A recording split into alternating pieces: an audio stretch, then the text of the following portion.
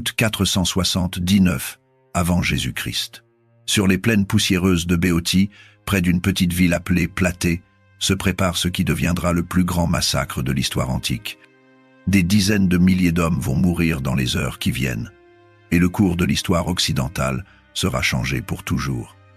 Cette bataille n'est pas un simple affrontement militaire, c'est une vengeance. 1 an plus tôt, aux Thermopyles, le roi Léonidas et ses 300 Spartiates ont été massacrés par les forces perses de Xerxès. Leurs corps ont été mutilés, leurs têtes plantées sur des pics. L'humiliation était totale. Maintenant, les Grecs sont revenus, et ils sont prêts à faire payer chaque goutte de sang versée. L'empire perse de Xerxès était le plus grand que le monde ait jamais connu. Il s'étendait du Danube à l'Égypte, de l'Ionie à la Bactriane. Des millions de sujets, des dizaines de peuples différents, des richesses incalculables. Xerxès se considérait comme le roi des rois, le maître du monde connu. Un seul territoire résistait encore à sa domination.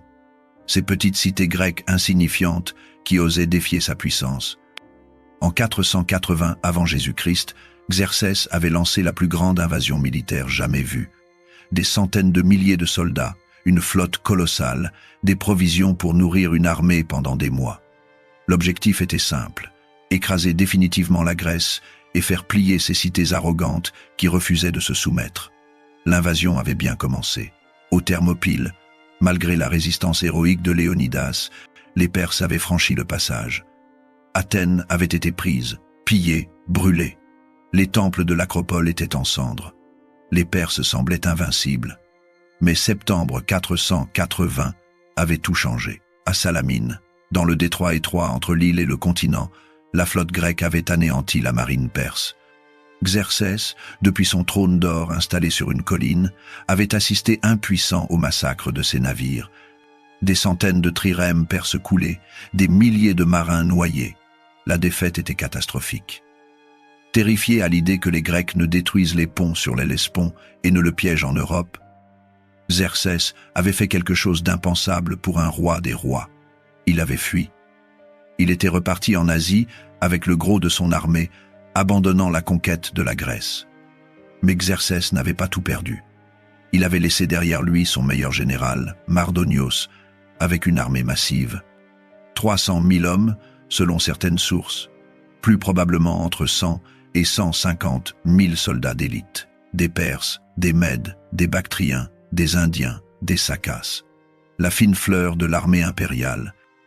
Mardonios avait une mission claire, achever ce que Xerxès avait commencé, soumettre la Grèce une fois pour toutes. Face à Mardonios se tenait un homme hanté par une mission sacrée, Pausanias, régent de Sparte. Il n'était pas roi, mais il commandait avec l'autorité royale pendant la minorité de son cousin Pleistarchos. Pausanias était le fils de Cléombrotos et surtout le neveu de Léonidas. Le sang du héros des Thermopyles coulait dans ses veines. Chaque jour, il pensait à son oncle, à ses 300 guerriers massacrés, à leurs corps profanés. Cette bataille à venir n'était pas seulement stratégique pour lui. C'était personnel. C'était une dette de sang qui devait être payée. Pausanias n'était pas un simple soldat promu par hasard. Il avait grandi dans la culture militaire spartiate, cette machine à fabriquer des guerriers que le monde entier craignait. Dès l'âge de 7 ans, il avait été arraché à sa famille pour être élevé dans l'agogé, le système d'éducation brutale qui transformait les enfants en machines de guerre. Privation, violence, discipline absolue. On lui avait appris que la mort au combat était le plus grand honneur, que la retraite était une honte pire que la mort, que Sparte passait avant tout, même avant sa propre vie. Mais Pausanias avait aussi quelque chose que beaucoup de Spartiates n'avaient pas, une intelligence stratégique remarquable.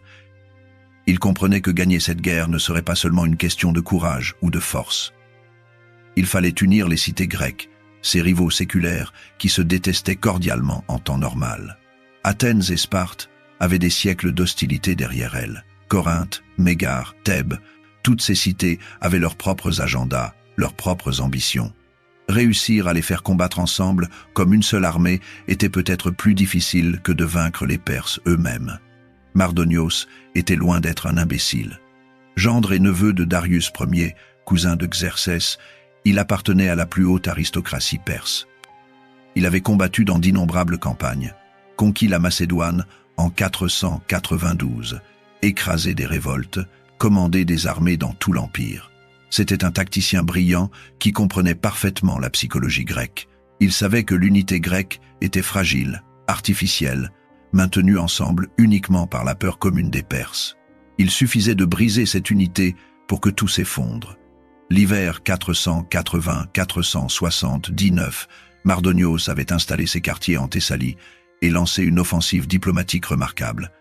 Il avait envoyé des émissaires à Athènes avec des propositions généreuses, paix honorable, autonomie préservée, réparation pour les destructions, alliance avec l'Empire perse.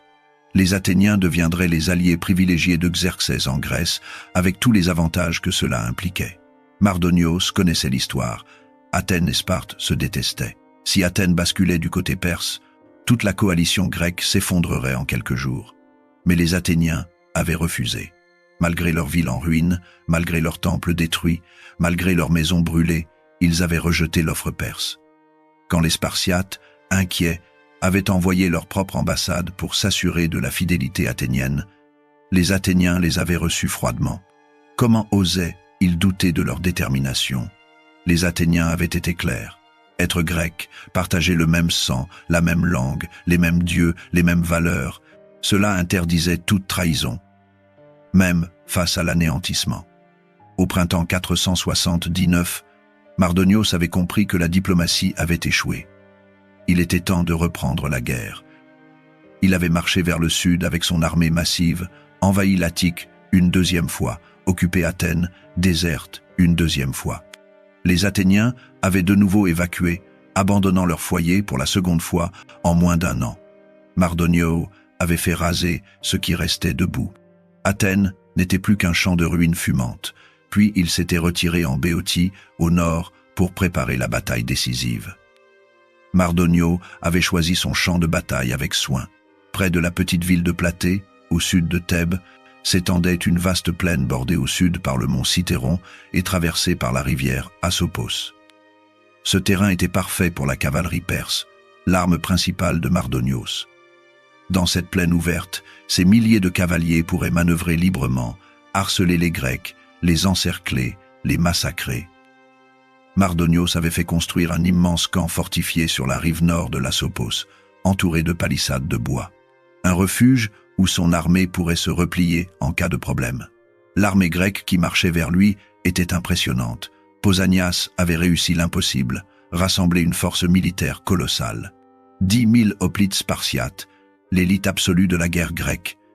30 à 35 000 ilotes, ces esclaves spartiates qui servaient comme troupes légères. 8 000 hoplites athéniens menés par Aristide le Juste. Des contingents de Corinthe, Mégare, Épidore, Trézène, Chalcie, Phlyonte, Égine, Platée elle-même. Au total, entre 100 et 110 000 hommes selon les sources. C'était la plus grande armée grecque jamais assemblée. Jamais auparavant ces cités rivales n'avaient mis de côté leurs différends pour combattre ensemble. En juillet 479, les Grecs avaient franchi l'isthme de Corinthe, traversé les cols du mont Cithéron et pris position au sud de la plaine, sur les hauteurs qui dominaient le camp perse. Pausanias avait placé ses Spartiates sur l'aile droite, la position d'honneur dans toute armée grecque. Les Athéniens tenaient l'aile gauche, autre position prestigieuse. Au centre se trouvaient les contingents des autres cités, moins expérimentés mais motivés. Face à eux, sur la rive nord de l'Asopos, l'armée perse s'était déployée. Mardonios avait placé ses Perses d'élite sur le flanc droit, face aux Spartiates. Au centre, les Mèdes, les Bactriens, les Indiens, les Sakas.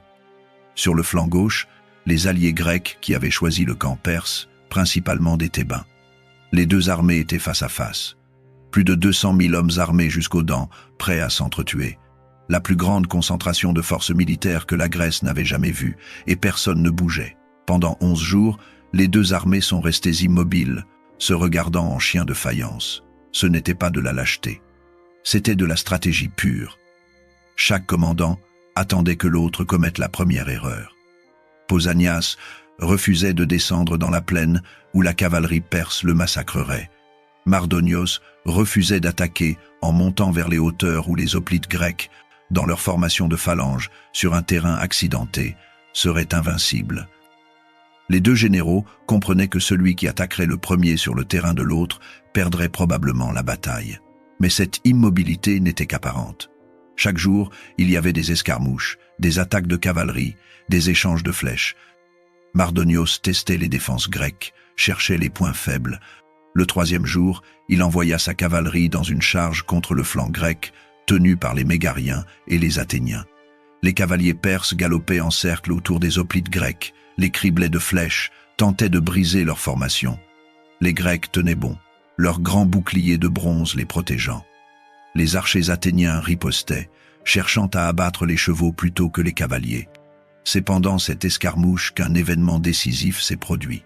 Masistios, le commandant de la cavalerie perse, un des généraux les plus respectés de l'armée de Mardonios, menait personnellement la charge. Son cheval, magnifique étalon bardé d'armure, le portait au plus près des lignes grecques. Un archer athénien, dont l'histoire n'a pas retenu le nom, a décroché une flèche qui a touché le cheval de Masistios en plein flanc. L'animal s'est cabré violemment, désarçonnant son cavalier. Masistio est tombé lourdement au sol. Les hoplites grecs se sont précipités sur lui. Masistios portait une armure d'or magnifique, mais il avait un point faible, il ne portait pas de protection sur le visage. Les Grecs le frappaient encore, et encore, mais leurs lances rebondissaient sur son armure, jusqu'à ce qu'un soldat réalise la faille et enfonce sa lance dans l'œil du général perse. Masistio est mort sur le coup. Les Perses ont tenté désespérément de récupérer son corps, mais les Grecs les ont repoussés. Ils ont ramené le cadavre dans leur camp, l'ont exhibé devant toute l'armée. Le moral grec est monté en flèche. Le moral perse a chuté dramatiquement. La cavalerie, privée de son commandant légendaire, ne serait plus jamais aussi efficace. Pourtant, Mardonios n'avait pas dit son dernier mot. Il avait compris qu'il ne pouvait pas briser les Grecs par une attaque frontale. Il allait les affamer. À partir du 8e jour, sa cavalerie a commencé à harceler méthodiquement les lignes de ravitaillement grecques. Chaque convoi de nourriture qui tentait de rejoindre l'armée de Pausanias était attaqué. Le 9e jour, un convoi majeur de 500 chariots a été capturé et détruit. Les Grecs ont commencé à avoir faim, mais ce n'était rien comparé à ce qui allait suivre. Le 10e jour, la cavalerie perse a découvert la source Gargaphia, la seule source d'eau potable dont disposaient les Grecs. Ils l'ont systématiquement bouchée, comblée avec des pierres et de la terre. Les archers perses se sont postés près de la rivière Asopos pour empêcher les Grecs d'aller y puiser de l'eau. En plein été, sous le soleil brûlant de Béotie, sans eau, l'armée grecque a commencé à souffrir terriblement. Les hommes avaient soif, une soif atroce. Certains commençaient à montrer des signes de déshydratation. Les chevaux mouraient. Pausanias devait prendre une décision. La nuit du 11e jour, Pausanias a donné l'ordre le plus difficile de sa carrière, se replier. Il fallait abandonner cette position pour se rapprocher de Platée où l'eau et le ravitaillement seraient plus accessibles. Mais se replier devant l'ennemi est l'une des manœuvres militaires les plus dangereuses qui existent. Un repli organisé peut rapidement devenir une déroute si quelque chose tourne mal. Et tout a mal tourné. Le plan était simple sur le papier, se replier de nuit, en silence, pour atteindre une nouvelle position avant l'aube. Le centre de l'armée devait reculer vers la ville de Platée. L'aile droite spartiate et l'aile gauche athénienne devaient suivre, maintenant les deux flancs protégés. Mais la coordination entre des dizaines de milliers d'hommes, de nuit, sur un terrain inconnu, s'est révélée impossible.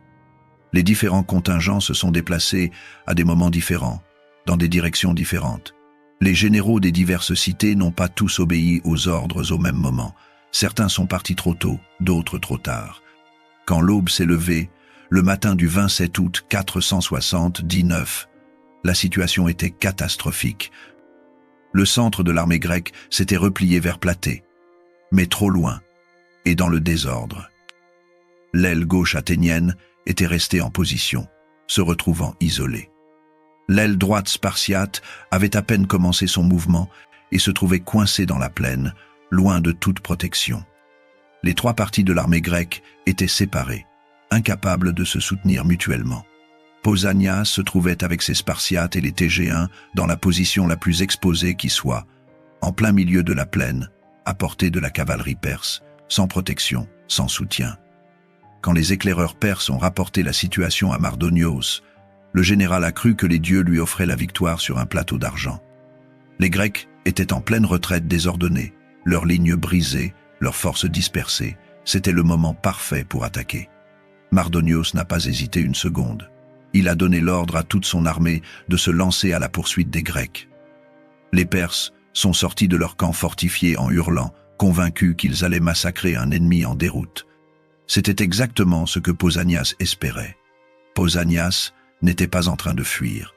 Il était en train de tendre un piège. Un piège terriblement risqué, certes, qui aurait pu coûter la vie à tous ces hommes si Mardonios avait été un peu plus prudent. Mais c'était un piège quand même.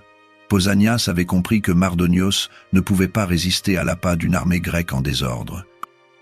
Il avait délibérément créé l'apparence d'une déroute pour forcer les Perses à quitter leur camp fortifié et à les affronter sur un terrain moins favorable à la cavalerie.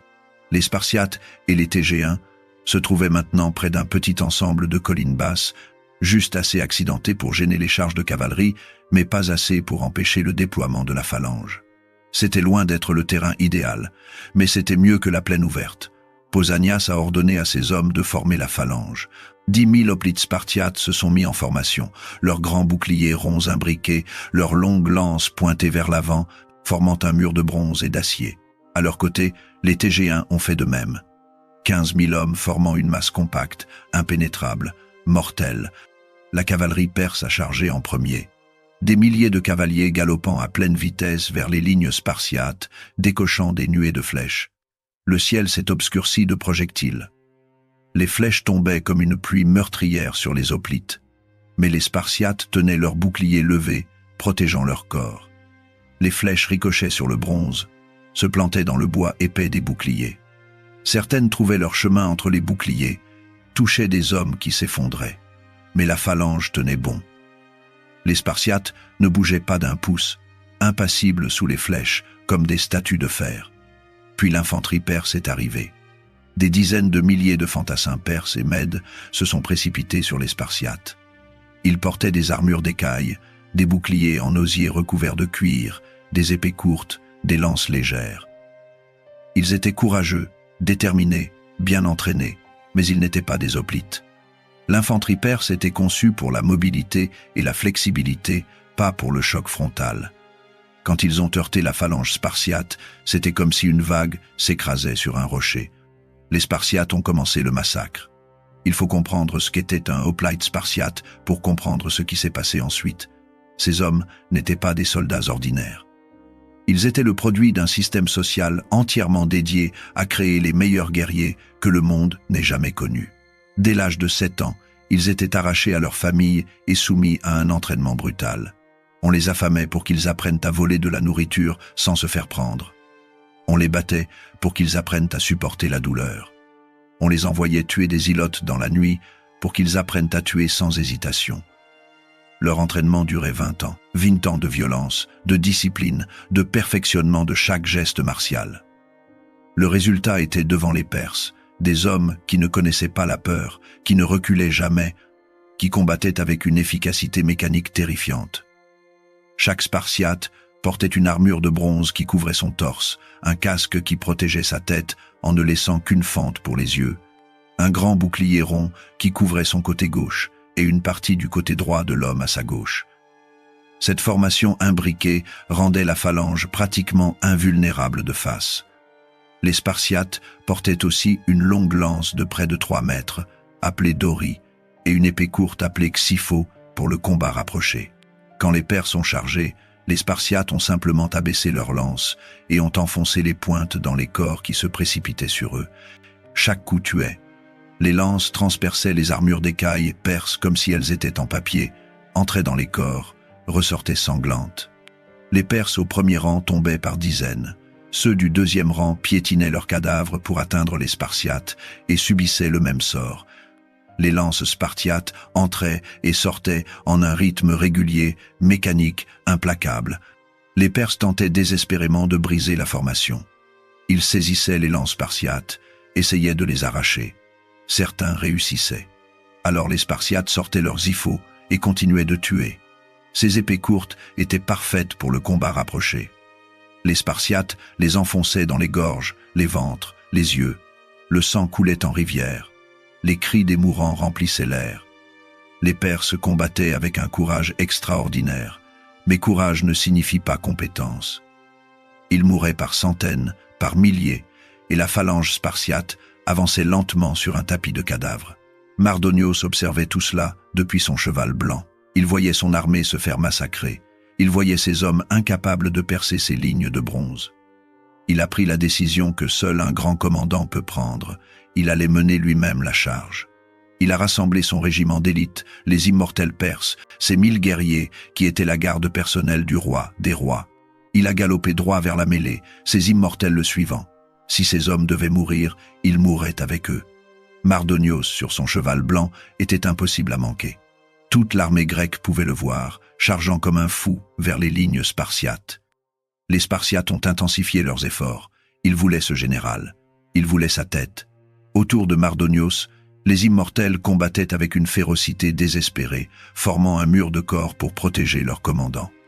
Mais les Spartiates avançaient inexorablement, tuant tout ce qui se trouvait devant eux. Puis, dans le chaos de la bataille, un Spartiate, dont l'histoire n'a pas retenu le nom, a lancé une pierre. Pas une lance, pas une flèche. Une simple pierre ramassée sur le sol.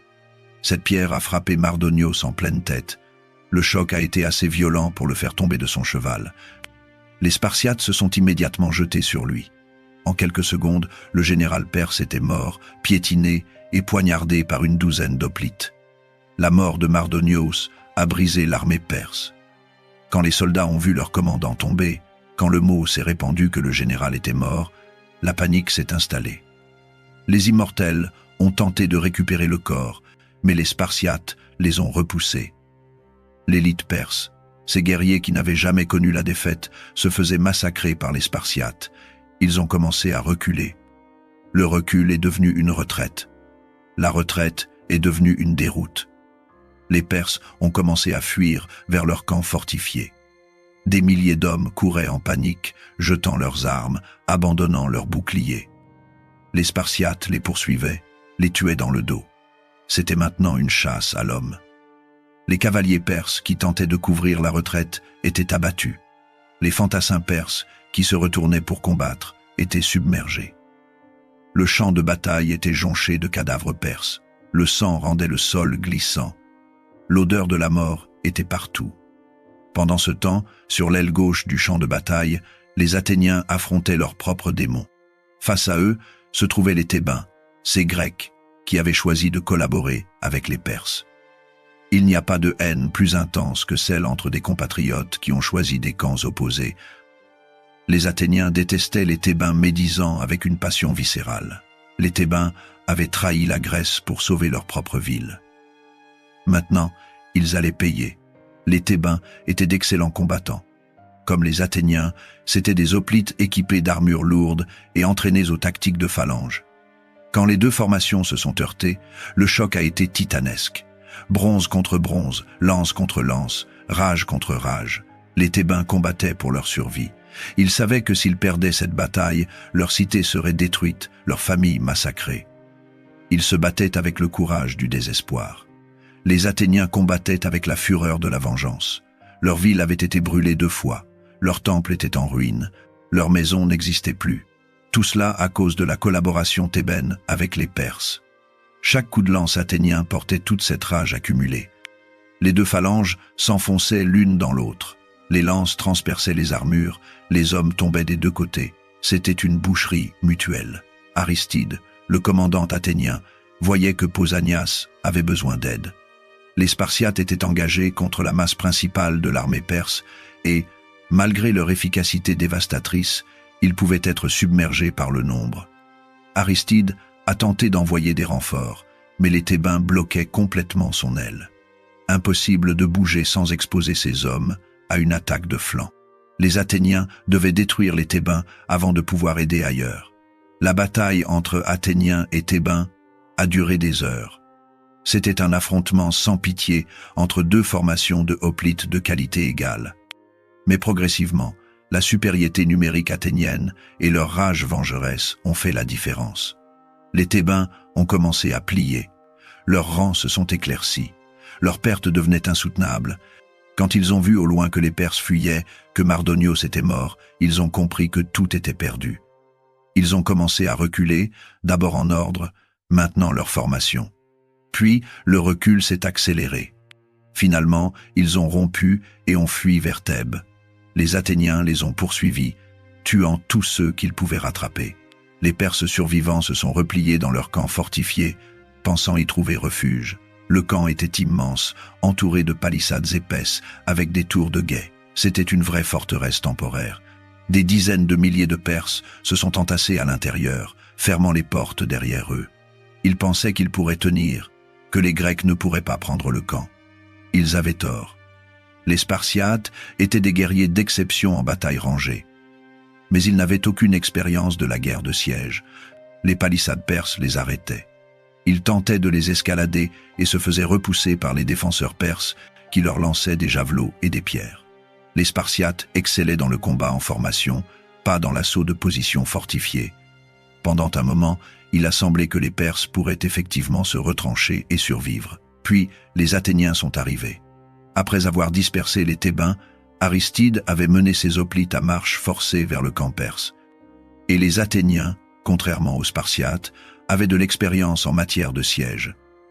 Athènes était une puissance navale, mais c'était aussi une cité qui avait mené de nombreuses campagnes contre des villes fortifiées. Les Athéniens savaient comment prendre une forteresse. Ils ont organisé un assaut coordonné. Des groupes d'hoplites ont attaqué simultanément différentes sections des palissades, dispersant les défenseurs. D'autres ont commencé à démonter systématiquement les fortifications, arrachant les pieux en bois, créant des brèches. Les Perses à l'intérieur se battaient désespérément pour repousser les assaillants, mais ils étaient épuisés, démoralisés, sans commandement unifié. Mardonios était mort. Artabase, un autre général perse, avait fui avec 40 000 hommes dès qu'il avait vu que la bataille était perdue, abandonnant ses compatriotes à leur sort. Les Athéniens ont finalement percé les défenses. Une section de palissade s'est effondrée. Les hoplites athéniens se sont engouffrés dans la brèche, suivis par les Spartiates. Ce qui a suivi était moins une bataille qu'un massacre pur et simple. Les Perses à l'intérieur du camp étaient piégés. Ils ne pouvaient pas former de ligne de défense cohérente dans l'espace confiné. Ils ne pouvaient pas fuir. Ils ont été massacrés méthodiquement. Les Grecs ont tué pendant des heures.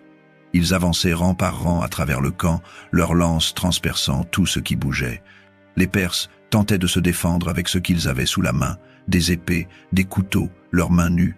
Cela ne faisait aucune différence. Les hoplites en armure lourde avançaient comme une machine à tuer, implacable, inexorable. Le sol du camp est devenu un marécage de sang. Les cris des mourants remplissaient l'air.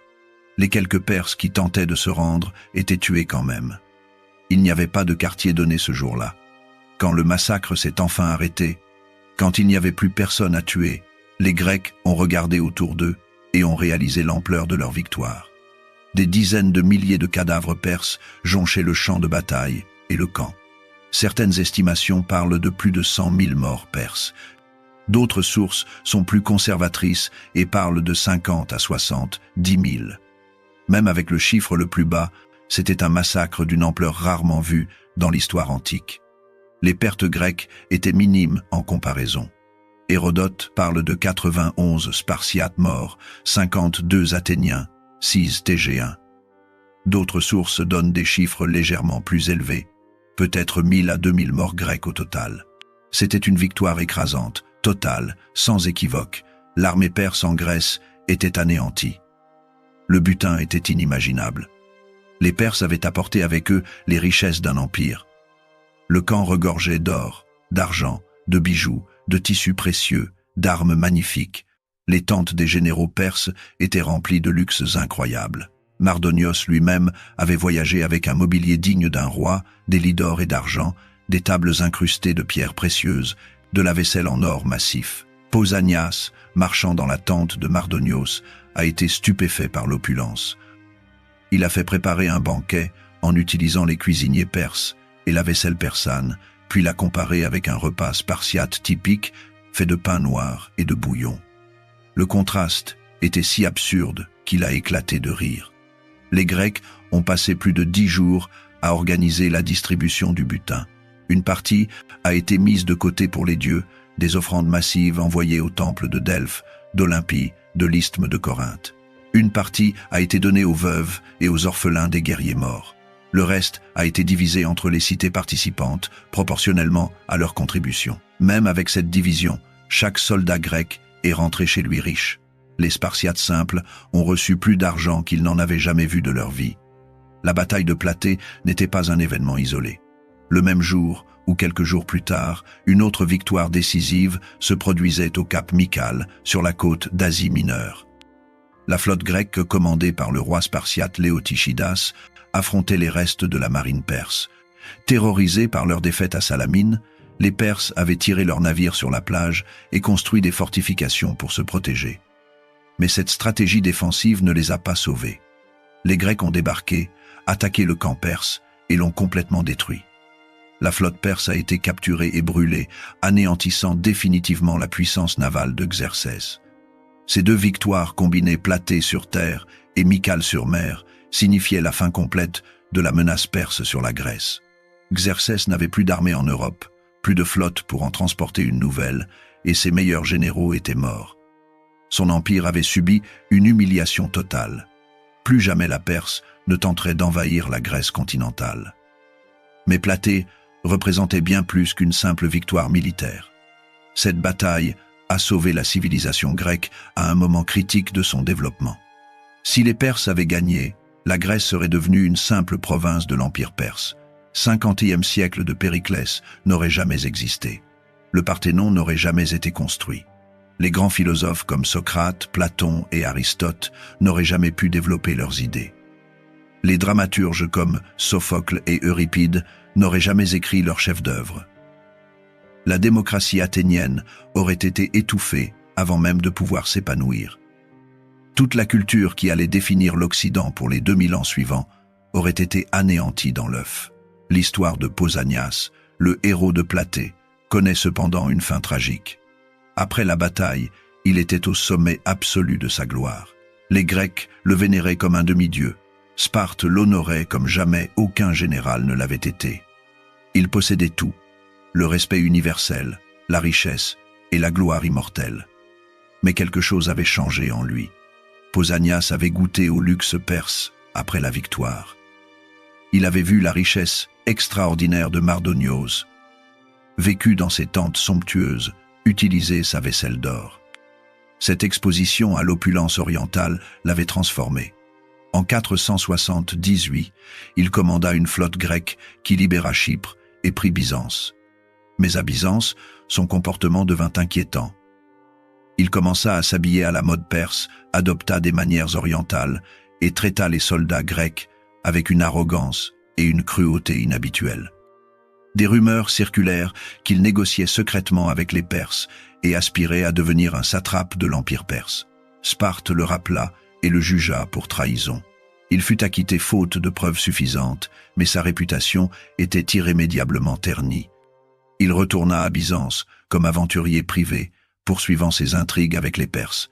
Athènes, de plus en plus préoccupée par ses activités, envoya Simon le chasser de Byzance en 477. Pausanias s'installa alors en Troade, maintenant ses contacts avec la Perse. Finalement, Sparte le rappela une dernière fois. De nouvelles accusations de trahison surgirent, cette fois concernant un complot avec les Ilotes pour renverser le gouvernement spartiate. Les preuves semblaient plus solides. Un de ses propres serviteurs le trahit, révélant ses plans aux Éphores. Pausanias, comprenant qu'il allait être arrêté, courut se réfugier dans le temple d'Athéna Chalkioikos, un lieu sacré que même les Éphores ne pouvaient violer. Mais les Spartiates trouvèrent une solution encore plus terrible. Ils murèrent les portes du temple. Sa propre mère, Théano, déposa la première pierre devant l'entrée dans un geste d'une cruauté absolue. Pausanias resta enfermé à l'intérieur, sans nourriture ni eau. Il mourut de faim et de soif vers 469 avant Jésus-Christ, le héros de Platée finissant sa vie comme un criminel, dans un temple transformé en tombeau. L'homme qui avait sauvé la Grèce, vengé les Thermopyles et détruit l'armée perse mourut seul, affamé et rejeté par sa propre cité. Les historiens débattent encore aujourd'hui de la véracité des accusations contre lui. Malgré le destin tragique de son héros, Platée elle-même resta éternelle dans la mémoire grecque.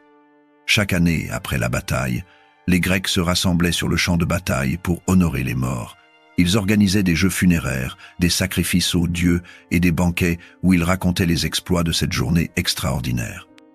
Les Platéens étaient exemptés de taxes par toutes les autres cités grecques en reconnaissance de leurs sacrifices. Des monuments furent érigés pour commémorer cette victoire.